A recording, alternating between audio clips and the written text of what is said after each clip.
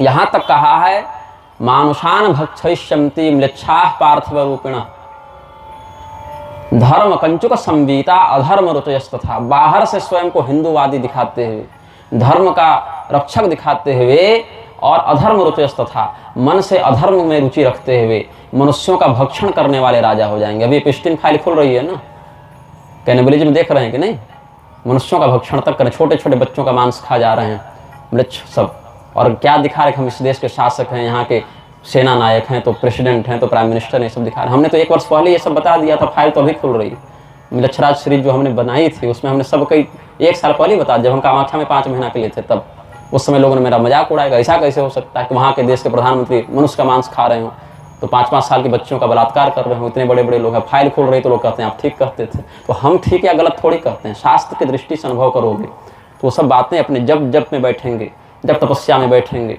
हर वर्ष हम समाज से कट के 2 महीना 4 महीना जंगले में बिताते हैं, बिल्कुल अकेले, गुफा में सो गए, चाहे तंबू लगाकर जंगल के किनारे आ गए। फिर शास्त्र को पढ़ेंगे, समझेंगे, वो कुछ अनुभव करेंगे, अनुभव से सतर्क करेंगे समाज को। तो जो उस बात को मानेगा वो कम नुकसान में रहेगा, जो नहीं मानेगा वो पूरे नुकसान में रहेगा। बाकी नुकसान तो हमारा आपका सबका होना है, क्योंकि कलयुग में है, अंधकार का समय है, तो अंधेरा कायम रहे महामहिम भी कहना ही पड़ेगा। अब उस स्थिति में अंधकार का निवारण सूर्योदय से हो सकता है। अब हम सूर्योदय तो करा नहीं सकते, तो टॉर्च का प्रयोग करके, लालटेन का प्रयोग करके, दीपक का प्रयोग करके इतना प्रकाश कम से कम कर लें कि गड्ढे में न गिरें, अपना कार्य बन जाए, अपनी सुरक्षा हो जाए। ऐसे कह के ये सब यहाँ वर्णन करते हैं।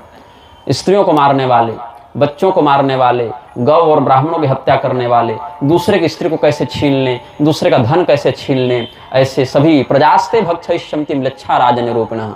शासक का रूप धारण करके म्लेच्छ इस प्रकार से अत्याचार करने लगेंगे। तब अंततः जाकर कुछ कुछ ऐसे लक्षण दिखेंगे जो समाज को सीधे रसातल ले जाएंगे। जैसे कि सबसे पहले धर्म का बोध जाएगा, सत्य बोलने की प्रवृत्ति चली जाएगी, पवित्रता चली जाएगी, क्षमाशीलता चली जाएगी, प्राणियों पर दया करने की प्रवृत्ति चली जाएगी, व्यक्ति की आयु घटने लगेगी, याद रखने की क्षमता कम होने लगेगी, व्यक्ति का शारीरिक बल घटने लगेगा।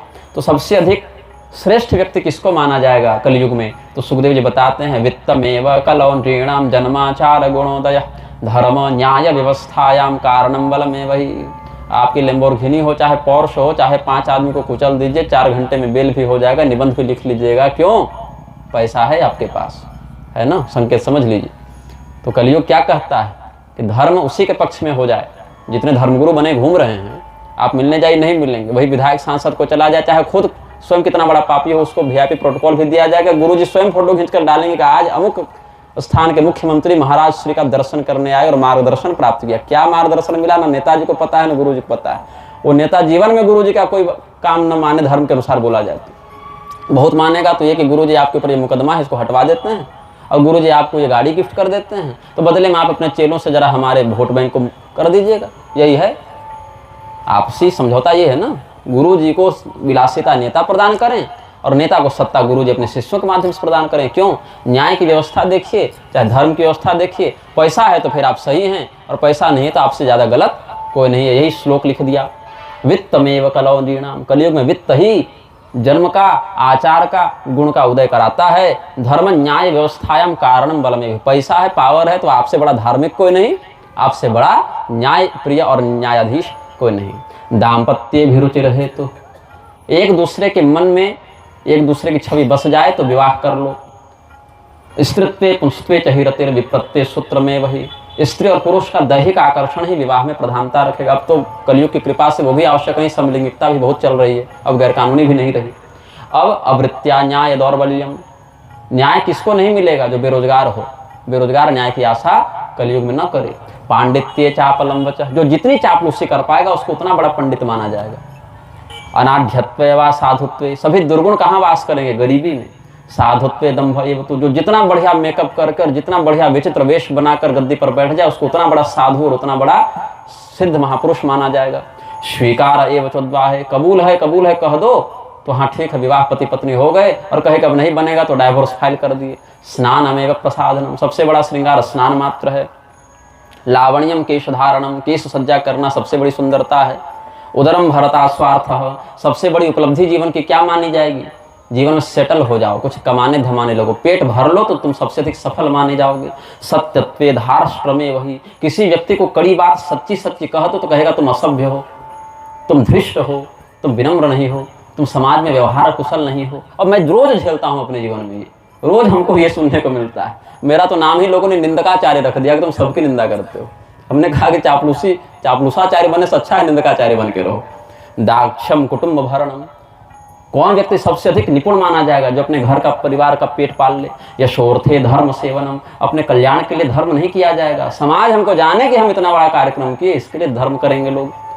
एवं प्रजाभिर दुष्टाभिराकिरणे क्षिति मंडले, ऐसे पूरी प्रजा ही जब दुष्ट हो जाएगी, उसी प्रजा से निकलने वाले शासक भी दुष्ट होंगे। तो ब्रह्म क्षत्र विट क्षत्र शूद्राणाम यो बलि भविता नृपः प्रजा लुब्धय राजन्य निर्घृणैर दस्यु धर्म भी।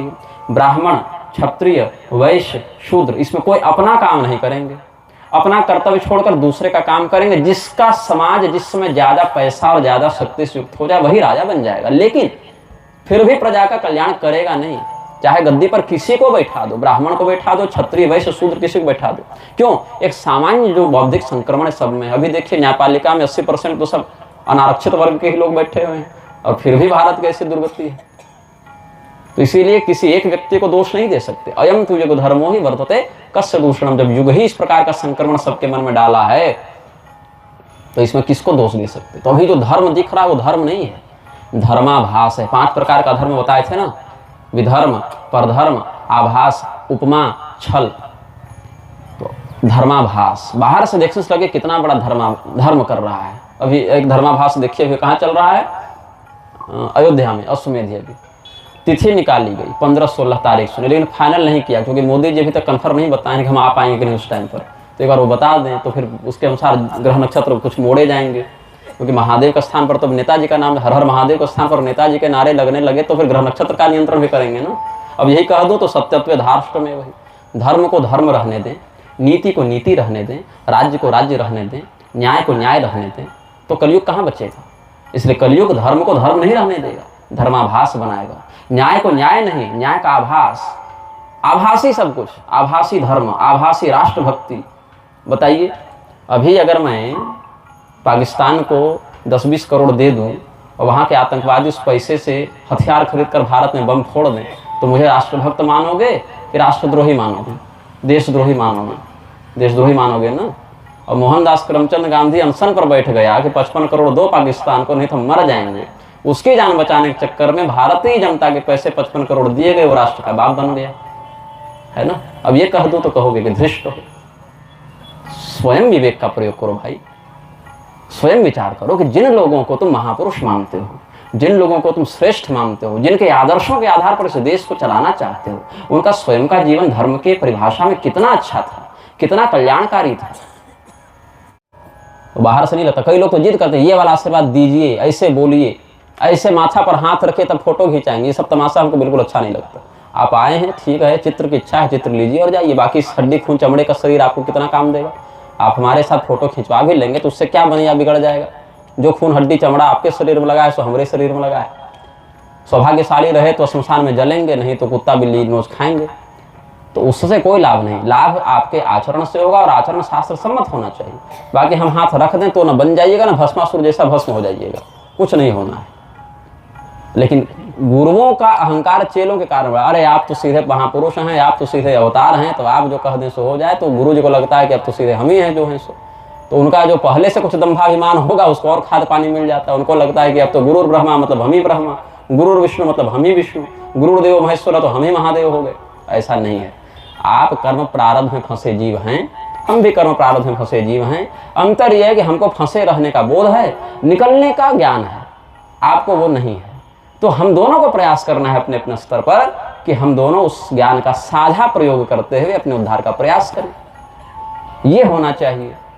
लेकिन ये कहना कि भाई हमने पहले किसी के मन में किसी के प्रति श्रद्धा रख ली फिर उसको गुरु मान लिया, अब गुरु शास्त्र विरुद्ध भी कहें तो हम कुछ कर नहीं सकते, गुरु निंदा हो जाएगी, शास्त्र को छोड़ना पड़े छोड़े, व्यक्ति बचना चाहिए। व्यक्ति कोई नहीं बच सकता।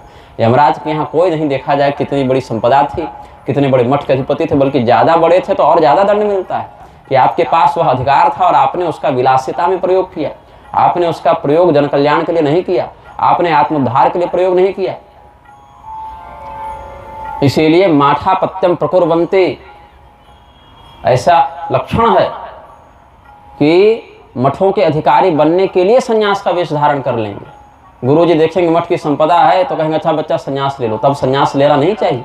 मठ का अधिपति बनने के लिए संन्यास लोगे तो वह अधिपति तुमको विलासिता की ओर ले जाएगा। एक विवाह करने वाला, 4 कमरे के घर में रहने वाला व्यक्ति तुम्हारी दृष्टि में संसार में फंसा हुआ है, और सन्यासी का वेश बनाकर जब तक एफआईआर और जांच आगे न आई हो तब तक न जाने मठों में कितने व्यभिचार करने वाला। शास्त्र कहता है कि पदाभ्याम युवतिम भिक्षु न स्पृशेत दारवीमपि, भागवत महापुराण में ही है। सन्यासी को स्त्री का स्पर्श लकड़ी की मूर्ति भी हो तब भी नहीं करना चाहिए। कदाचित लकड़ी की मूर्ति में भी स्त्री को देखकर उसके मन में विकार आने लगे। और गृहस्थी के लिए कहते हैं मात्रा स्वस्रा दुहित प्रावा न विविक्तासनो भवेद बलवान इंद्रिय ग्राम विद्वांसमपि करसति। अपनी माँ हो, अपनी बहन हो, अपनी बेटी हो तो भी बुद्धिमान व्यक्ति एकांत में उनके साथ बिल्कुल न रहे। दिमाग है, कलयुग है, पता नहीं कब कैसा भाव उत्पन्न हो जाए, ये शास्त्र कहता है। मनुस्मृति यह कहती है। उसको जला दो और गांधी पर निबंध लिखने के कारण बलात्कारियों को छोड़ दो, ये संविधान कहता है। तो कल्याण का मार्ग कैसे होगा? तो शास्त्र के अनुसार चलने पर लौकिक और पारलौकिक मर्यादा अनुशासित रहती है। उसी से अभ्युदय है। यतो अभ्युदयो निःश्रेयस सिद्धि सधर्म। धर्म का अर्थ यह नहीं कि मरने पर स्वर्ग मिलेगा, और धर्म का अर्थ यह भी नहीं कि यहाँ सब माथा झुकाएंगे। धर्म का अर्थ यह है ऐसा शास्त्रोचित कर्तव्य जो लौकिक प्रतिष्ठा, लौकिक कल्याण के साथ साथ पारलौकिक अभ्युदय को भी प्रदान करे। ऐसा सत्कर्म ही धर्म का स्वरूप है। और अब वही हमने कहा, एक विवाह करके एक पत्नी वृत्ति होकर संयम पूर्वक अपने कर्तव्य को करता हुआ कोई घर में रहे तो कहोगे गृहस्थी है, माया मोह फंसा है। अभी गृहस्थियों से ज्यादा तो सन्यासियों पर ही मुकदमे चल रहे हैं। क्यों हुआ? क्योंकि जब आपका वैराग्य दृढ़ नहीं था तो आपने वेश का संन्यास क्यों ग्रहण किया? काम्यानाम कर्मणाम न्यासम संन्यासम कवयो विदुः। बुद्धिमानों ने संन्यास किसको कहा है? भगवान गीता में कहते हैं जब समस्त कामनाओं का उपसंहार हो जाए वह संन्यास घटित हो जाता है। उसके लिए अलग से किसी वेश को धारण करें या उसके लिए अलग से किसी आश्रम में जाकर दीक्षित होकर बैठे रहें गद्दी पर तभी सन्यासी होंगे, ऐसा नहीं है। हाँ, ये अवश्य है कि जिस व्यक्ति की समस्त कामनाएं समाप्त हो गई, अगर वो मठ की गद्दी पर बैठेगा तो संपदा का दुरुपयोग नहीं करेगा। इसीलिए सन्यासियों को मठाधीश बनाया जाता था, क्योंकि अब आप संसार की उन इच्छाओं पर विजय प्राप्त कर चुके हैं। भोगी विलासी को बनाएंगे तो मठ की संपदा का अपहरण करेगा और उसका विनियोग धर्म के लिए नहीं करेगा, इसीलिए बनाते थे। तो उल्टा हो गया, सठा मठ निवासी न हो गया। अब मठों पर ही सठों का कब्जा होने लगा। यही कारण है कि घर घर भागवत हो रहा है, गांव गांव में मठ और आश्रम खुल रहे हैं, गली गली में गुरुकुल खुल रहे हैं। लेकिन धर्म का तत्व दिन प्रतिदिन क्षीण होता जा रहा है। व्यक्ति का विवेक दिन प्रतिदिन क्षीण होता जा रहा है। एक भागवत सुनकर धुंधुकारी का कल्याण हो गया, सहस्रों भागवत सुनने और बोलने के बाद भी समाज विकसित नहीं हो रहा है, उसकी बुद्धि शुद्ध नहीं हो पा रही है। ये क्यों हुआ? क्योंकि धर्म के आभास को हमने ग्रहण किया है। भागवत महापुराण में कहते हैं कि 5 प्रकार से अधर्म आपको प्रभावित करता है। अधर्म पंचमता भाति। अधर्म 5 प्रकार से आता है। विधर्म, परधर्म, आभास, उपमा और छल, ऐसे करके। विधर्म किसे कहते हैं? अब जैसे धर्म ने कहा कि दूध में नमक मत मिलाओ, दूध में गुड़ न मिलाओ। गुड़ भी दूध में नहीं मिलाते, मदिरा तुल्य हो जाता है। नमक और दूध एक साथ मिलकर रुधिर के समान, रक्त के समान, और गुड़ और दूध एक साथ मिलकर मदिरा के समान होते हैं। तो ये मिश्रण शास्त्र के दृष्टिकोण में मान्य नहीं होता है। हाँ, आयुर्वेद में अगर कुछ ऐसा कल्प हो तो रोग शोधन के लिए तात्कालिक रूप से अगर शास्त्र ने बताया हो तो रोग निवारण पर्यंत कुछ विकल्प में ग्राह्य होता है, लेकिन बाद में प्रायश्चित करना चाहिए। अब आपने उसको उल्टा समझकर गलत तरीके से किया। दूध पीने के लिए कहा शास्त्र है, लेकिन शक्कर नहीं मिलाए, मिश्र नहीं मिलाए, गुड़ मिला दिया, वह हो गया विधर्म, विकृत धर्म। मतलब करने तो गए धर्म, लेकिन विधि का पर्याप्त ध्यान आपने नहीं रखा। परधर्म क्या है? अपना कर्तव्य छोड़कर दूसरे का कर्तव्य करना। जैसे उदाहरण हमने दिया था, तेल बेचना या दूध बेचना, ये धर्म है कि अधर्म है? बोले ये तो कुछ नहीं है, ये तो एक सामान्य व्यापार हुआ। लेकिन यहाँ भी धर्म धर्म लग जाता है। ब्राह्मण तेल नहीं बेच सकता।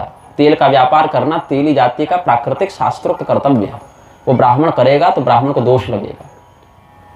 दूध बेचना गोप जाति का, ग्वाला का प्राकृतिक शास्त्रोक्त कर्तव्य है।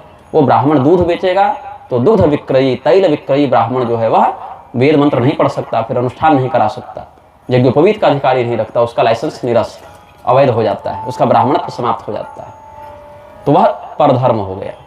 और एवं भी तो उनके लिए अनुष्ठान कराना, पूजा कराना, परोहित करना, यह परधर्म हो गया, तो वह भी नहीं करेंगे। तो जिसके लिए शास्त्र ने जो निश्चित बताया, अभी क्या है, अपनी शास्त्रोक्त आजीविका का परित्याग करके परधर्माश्रित आजीविका का अनुसरण करने से ही बेरोजगारी बढ़ी है। सभी लोगों का, सभी वर्ण का, आश्रम का, जाति का निश्चित विधि निषेध परक उपदेश शास्त्र में प्राप्त होता है। अब ट्रेंड चल गया, एक समय बाहर चले कि डॉक्टर बहुत अच्छा होता है, सारे बच्चे एमबीबीएस का फॉर्म भरेंगे, सब पूरे दुनिया में डॉक्टर बनेंगे, और भारत में विशेष करके सब डॉक्टर बनेंगे। तो पहले डॉक्टर को सम्मान की नजर से देखते थे कि एक दो कोई बन रहे हैं मान लो, अब सब घर घर डॉक्टर हो गए। फिर कहा कि अभी तो सब बन गए, अब इसमें तो इतना कमाई रही नहीं, अब इंजीनियर बनेंगे, अब सबके बेटे इंजीनियरिंग करेंगे। ऐसे हो गए कि बीटेक एमटेक की बाढ़ आ गई, फिर भी बेरोजगारी दूर नहीं हुई। फिर कहा कि अच्छा ये तो बदलता जमाना, अब सॉफ्टवेयर से कुछ सीखेंगे, सॉफ्टवेयर जब तक कोडिंग सीखे तब तक एआई का तांडव हो रहा है। अब एआई के चक्कर में नौकरी संकट में पड़ रही, कंपनियां छटनी करते फिर रही, हर 10-20 साल में ट्रेंड बदलता है। तो एक बार एमबीए वाला भी चला था, सब एमबीए करेंगे, भाई शास्त्रोक्त शिक्षा और शास्त्रोक्त आजीविका शुरू। अच्छा, और नौकरी के लिए मुसलमानों ने कोई आंदोलन नहीं किया भारत में, वो धीरे धीरे आजीविका पर कब्जा करते रहे, फल के पूरे व्यवसाय पर कब्जा किया, फूल के पूरे व्यवसाय पर कब्जा किया। आज किसी को कह दीजिए जूता बनाने तो जाति सूचक एक्ट लग जाएगा, और बाटा कंपनी, रिबॉक कंपनी पूरा का पूरा मार्केट कब्जा करके है ना, हिंदू तो चला नहीं रहे। कहो कि तुम नापित हो, तुम्हारा कार्य है छौर करना, तो कहेगा कि हमको पिछड़ा मानते हो। और जावेद हबीब अगर पूरा सैलून का श्रृंखला चला दे तो एक एक दिन की कटिंग का 20,000-25,000 वो चार्ज करेंगे, तो बहुत बढ़िया हो रहा है। वही 20,000-25,000 चार्ज आप क्यों नहीं कर रहे हैं? वो इकोनॉमिक नेटवर्क आपने क्यों नहीं बनाया? वो शास्त्रीय आजीविका आपने क्यों स्वीकार नहीं की? लोहा पीटेंगे तो हम जो है सब पिछड़े कहलाएंगे, पूरा टाटा और हिंडाल्को वही करने में लगे हैं, खरीद निकाल कर। कॉर्पोरेट हो जाते हैं तो इंडस्ट्रियलिस्ट कहलाते हैं, कॉर्पोरेट नहीं होते हैं तो दलित कहलाते हैं। ये परिभाषा शास्त्र ने तो नहीं दी ना। यहाँ तो पैजवन शूद्र का वर्णन मिलता है, जिसने यज्ञ किया तो 1,00,000 स्वर्ण मुद्राएं दान में दे दी बिना पैसे का। हरिश्चंद्र जब नीलाम होते हैं तो बनारस का चांडाल उनको खरीदने आ जाता है बिना पैसे का। क्यों थी वह संपदा, क्यों थी वह गरिमा? क्यों कहा जाता है कि एक भी व्यक्ति भूखा सो जाए तो राजा को दोष लगता है? राजा का कर्तव्य था कि निरीक्षण करे। और कलयुग में भी मेदिनी नगर जिनके नाम पर बसा है मेदिनी राय, वो बाकायदा रात को निकलते थे। 2 पीढ़ी पहले, 3 पीढ़ी पहले की सब बातें, निकलते थे रात को राजा खोजने के लिए, देखने के लिए। कह रहे थे तुम्हारे यहाँ दही नहीं मथी जा रही क्या? दूध नहीं है क्या? गाय नहीं है क्या? संपत्ति नहीं है? नहीं तो ले जाओ, हमारे यहाँ से ग्रहण करो। तो ये जो भ्रष्टता है समाज में, इसका कारण महाभारत नहीं है कि घर में महाभारत रखोगे तो झगड़ा होगा। इसका कारण अपना अज्ञान है, अपना अविवेक है। एक ठोस आंदोलन आप दिखा दीजिए हिंदुओं के अलावा अन्य का, ईसाइयों का दिखा दीजिए, सिखों का दिखा दीजिए, उनकी कितनी संख्या है, जैनियों का दिखा दीजिए, बौद्धों का दिखा दीजिए, जो पारंपरिक बौद्ध हैं, ये वाले नहीं, पारंपरिक बौद्ध जो बौद्धानुशासन से चलते हैं, बौद्ध दर्शन के अनुसार, कि नौकरी के लिए उन्होंने कोई आंदोलन किया हो नहीं। केवल हिंदू ही आंदोलन करता है कि हमको नौकरी चाहिए, वो भी केवल इस आधार पर कि हमारे पास डिग्री है, कौशल भी नहीं। अब सीबीएसई वालों की हालत और खराब है, अंग्रेजी बोल नहीं पाते, हिंदी पढ़ नहीं पाते, है ना। ऐसा हम भी सीबीएसई से ही पढ़े थे, लेकिन हमने अपनी शिक्षा को डिग्री का मोहताज नहीं बनाया था। तो अपनी बुद्धि को अनुसंधान की वृत्ति दीजिए, पेन ड्राइव मत बनिए कि एक फाइल कॉपी पेस्ट होकर 100 फाइल में चली जाए, वो मत बनने दीजिए। कॉपी पेस्ट मत बनिए, अनुसंधान कीजिए, विवेक का प्रयोग कीजिए, और शास्त्रोक्त जितना अधिक आप अनुसरण करेंगे, तात्कालिक कम लेकिन दूरगामी दृष्टिकोण में दीर्घकालिक परिणाम को आप प्राप्त करेंगे।